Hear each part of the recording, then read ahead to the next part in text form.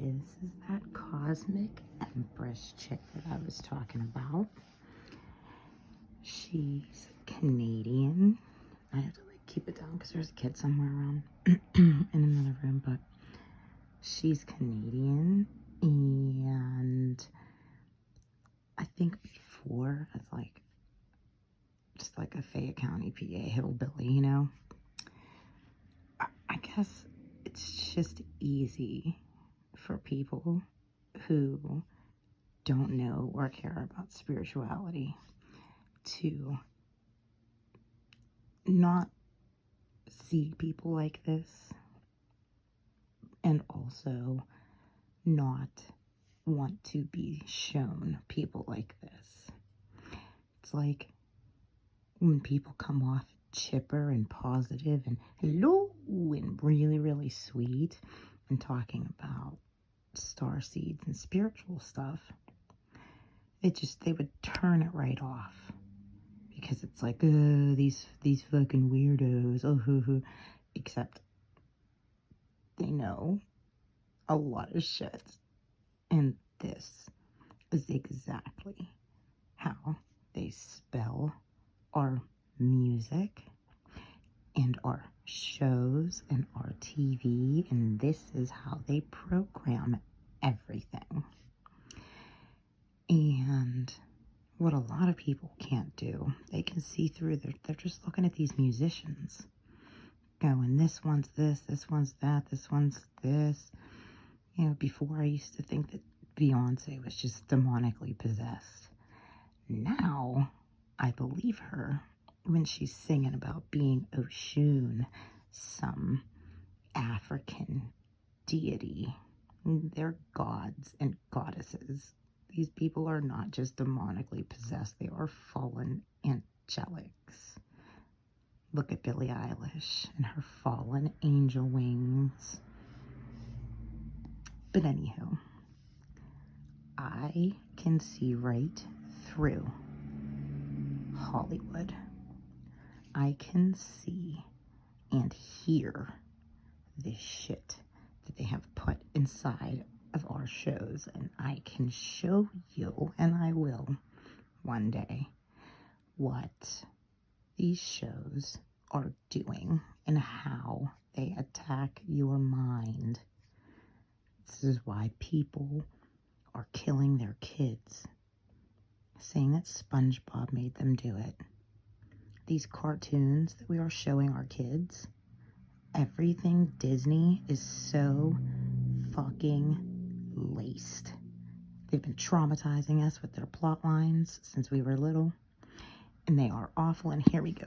Hello, beautiful children of the stars. Today, upon popular demand, we're going to continue to talk about the negative soul group of the Draconians, symbolized by this reptilian eye. And we're going to talk about the methods that they are using every day to control us. And I'm going to tell you at the end of the video what you can do to get rid of this. So, you are divine. Thank you. Thank you so much for joining me here. I'm so happy that you're here watching this video. Thank you for supporting this channel. Let's get right into it. Draconian control methods. We know that the soul group of the Draconians is negative. Most Draconians, over 98%, living in human bodies, incarnated amongst us, not only in the high up royal families, the ones who are in power, as I talked about it, but also Draconians incarnate in regular families, in regular people. So you may have neighbors, family members, friends, colleagues who are negatively oriented Draconian souls. Now, there's many other negatively oriented souls from other soul groups, but we're specifically talking about the Draconians because this is what has been my experience, people that I work with, my clients, family members. I've experienced some of this myself. So, what is the number one control mechanism or kind of technology that the Draconians use to control us? It's this. And this is something which you kind of already know about. These are demonic entities. Demonic entities, okay? I know this is not a very nice subject, guys, right? Like, it's not my favorite subject, but in light of what we're going through as a collective, I feel called to go down the path of talking about this, even though I don't like it, but I got to step up. I have to step up as a light worker. We all have to step up and look at things that are not so pretty. So that's why I'm going down this road. So demonic entities, negative energies, attachments, possessions, stalking, attaching, negative entities. That is what the draconians specifically use. So a lot of us human beings have negative entities attached. These are basically not human souls. These are other beings. They are dark beings that reside in the negative astral realms, and also further, negative 4D, negative 5D, negative 60. So basically, as we go up in vibration, we have the fourth dimension, the fifth, the sixth, the seventh. We have high vibrational dimensions, and as we go down, everything is inverted. As above, so below. We have the negative astral realms, and then we have negative dimensions, which I call hell, right? We have heaven, we have hell. So basically, the demonic entities, they reside in 4D. That is, they are very close to us. They are in the astral realms. We cannot see them. They are energetic beings. So what happens is the draconians, the negative draconians, actually have command over a vast army of these. Okay? And this is a little bit like, I know this is a horrible picture, but if you imagine as above, so below, in the higher realms, we have teams of spirit guides. We have very benevolent beings. So in the lower realms, we have legions of malevolent beings, of negative beings. And the draconians, basically, are souls who are the most powerful. They're kind of the masters of the negative realm. They're the masters of this realm.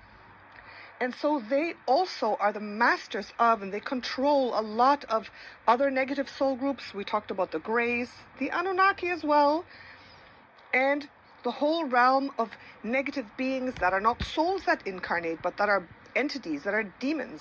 They're just, I don't even know how to describe them, but I think you know what I mean.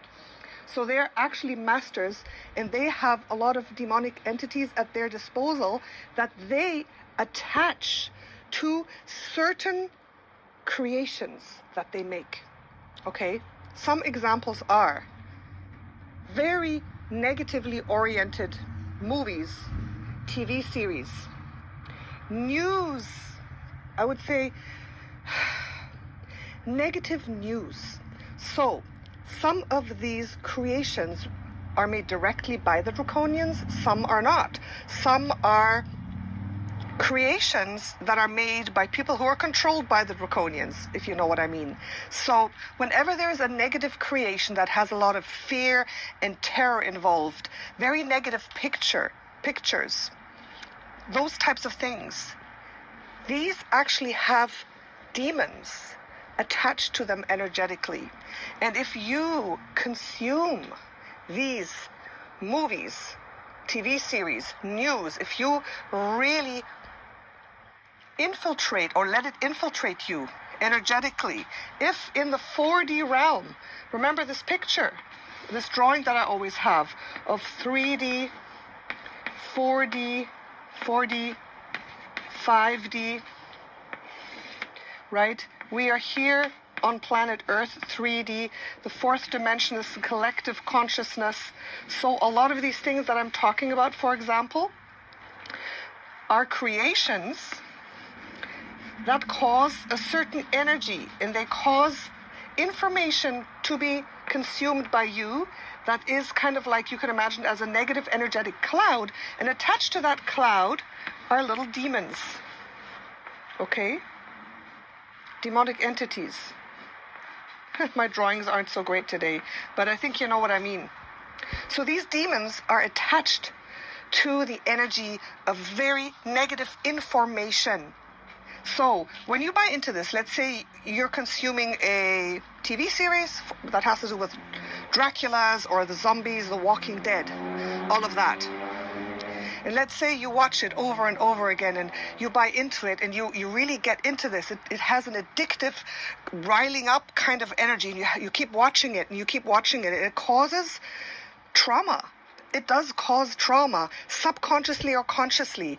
And when you are creating or allowing this to create trauma in you, your vibration lowers, right?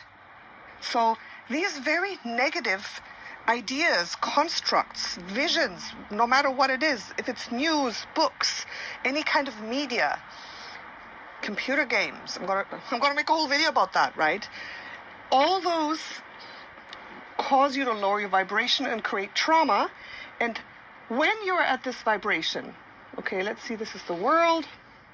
When your vibration goes very low, minus 4D, you start to really tap into and move into the negative astral realms, okay? The negative astral realms. And that's where these demons can attach to you. They're waiting for you. Oh, there's another one who's like really buying into this, and whoosh, you allow them to attach to you because you're opening yourself up to these horrible concepts. You're getting traumatized. Your energy field is being ripped open. You're like this, and that's where they can get in.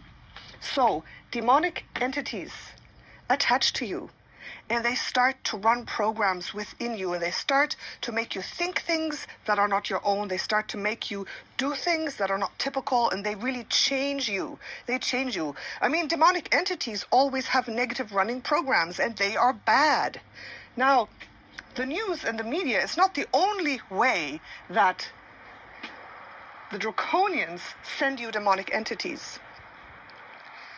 Any kind of trauma or negative experience that you have, many times caused by the draconians, also has demonic entities attached to it. So a lot of times if you join an organization and that is being infiltrated from above to cause you to do negative things, to cause you to not feel yourself, to cause you to be someone who you're not.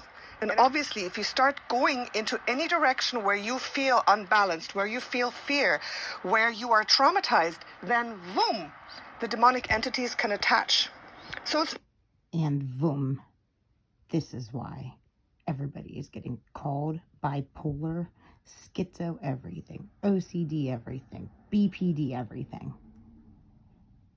The dyes in our foods are making us fucking crazy. These religions and politicians are gaslighting us. And these movies are fucking poison. And I had to walk the life that I have walked through prison, through drug addiction, through this mental fucking health racket. And I had to be able to get out of the hardest mental health bullshit that almost anybody else would ever have to fucking go through. And I could fucking, one day, I'm going to build my mind. I'm going to actually put together the shit that I had to experience so that I can help these poor mental patients stuck at a horrible level of this game. Oh, awful. These shitbags. It's not only the trauma in the moment that is happening, it is the demonic entities that are attaching to you into your energy field, that are latching on, that are possessing you. It happens a lot that positively oriented souls are born to draconian parents, and this happens through karmic ties and bonds that they've had with them lifetime after lifetime, so they have influence. It happens a lot that if you have past life karma, if you have contracts, if you just have made many negative choices for yourself, you're very susceptible to come into contact with these negative beings. And they traumatize you to the point that you're not only traumatized, but that you get these demonic entities attached to you, which work for the draconians to keep you in a place of terror and negative habits, that keep you in a place of trauma, so that you cannot easily regain your power, so they can keep drawing energy from you. Because that's what negative souls do. Negative souls do not have a divine life force energy line anymore. They need to take energy from others. They don't have a divine power line, right? We have a divine power line. So we receive energy from the divine. Negative souls don't. And the negative draconian soul group loves to receive their life force energy from others. That's why you feel drained when you're around a draconian. That's why they are the narcissists. They're the ones who always take more than they give. And they love to use all kinds of manipulation. And part of it is having demonic entities attached to you that cause you to be powerless, so they can then take more energy from you. Okay? Now there is an interesting thing. And this is kind of like a technology that they have. And I've talked about this before in a few videos. So if you've heard this story before, bear with me. It's the story of me receiving a demonic entity from a draconian when I was in the local swimming pool. Okay. I like to go swimming. Well, before the lockdown, before the quarantine, when the pools were still open, I used to go swimming all the time, and there was a draconian there.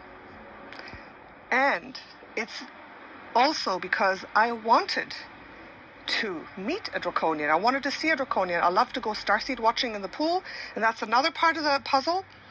What you focus on, what you want to manifest, that will come to you. And maybe in a way that you don't want it to. So I was thinking, that's like super funny to me, because I just found this chick like a few days ago. But I'm to the point now where I'm looking at people for what they actually are, and I'm just trying to figure out what the fuck I'm looking at. Whenever I'm looking at people, I've been grouping them together this whole damn time, going, I don't know what in the fuck is going on here, but when I figure this shit out, I am flipping this fucking board. Everybody's under attack. This shit's really bad. I don't feel like I'm fucking supposed to be here. This is the weirdest shit. When I figure out why in the fuck this show Supernatural drove the mental health crisis, when I find out why the show The Boys looks like it's showing us the truth, like, why is there a scene in the show The Boys that shows you exactly how all of these politicians and music industry people, exactly how these celebrities are getting entrapped with blackmail? If you've never seen that show, there's this shapeshifter who screws some dude and they take pictures and they blackmail him. He was a smoking hot chick, and then they blindfolded him, and he shifted into the fat guy that he was. It's fucking hilarious. That was so funny. But that's exactly what's going on. The people that are getting blackmailed truly by sleeping with underage children are one thing, and then there's other people who are getting blackmailed by that exact situation. I'm looking at this shit going, who in the fuck is writing these shows? Who is writing all of these Simpsons predictions? And who the fuck is handling Eric Kripke, the showrunner for Supernatural and The Boys?